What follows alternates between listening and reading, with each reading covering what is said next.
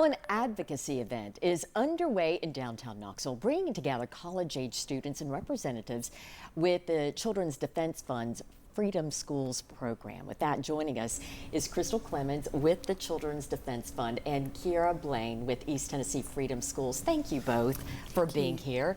Crystal, tell us more about the Children's Defense Fund and specifically the Freedom Schools. So the Children's Defense Fund Freedom Schools program started as a result of trying to ensure that children had the opportunity to read. Our founder and President Emeritus says you can't be what you can't see. So it's a culturally responsive 6 weeks summer enrichment program for literacy. And who are the children who come to be a part of these? So we serve children kindergarten through 12th grade in the various local communities. We have over 200 sites in 26 cities across the country, 26 states, excuse me, across the country.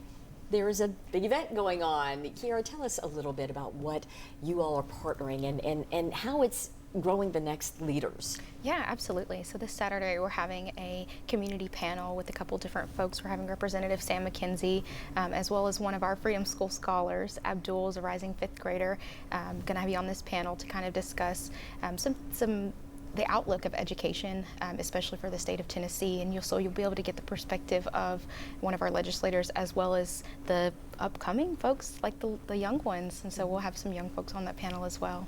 How important is it for young people to have these opportunities and experiences to interact, to connect with people who maybe they aspire to be someday?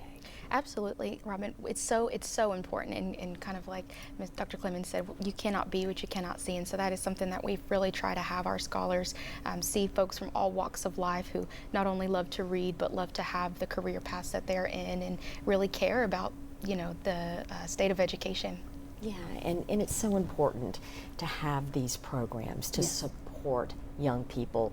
Absolutely. And to give them things to aspire to. Absolutely. We try to blend education and fun as well as social action. And so we want to make sure that our children don't think that they are just citizens in waiting, that they can be the change that they want to see. And so by participating in the Freedom Schools, you get opportunity to have summer enrichment with great culturally responsive books, and you get to have fun and prevent summer learning loss. And that is so important because that is a real thing. Yes. Yes, and you've probably had the opportunity to see the success years down the road amongst these children who've gone through the program. Absolutely, yes. I've been involved with the program since 2002, and just to see the evolution and how some of the young scholars I used to teach are now servant leaders in the program.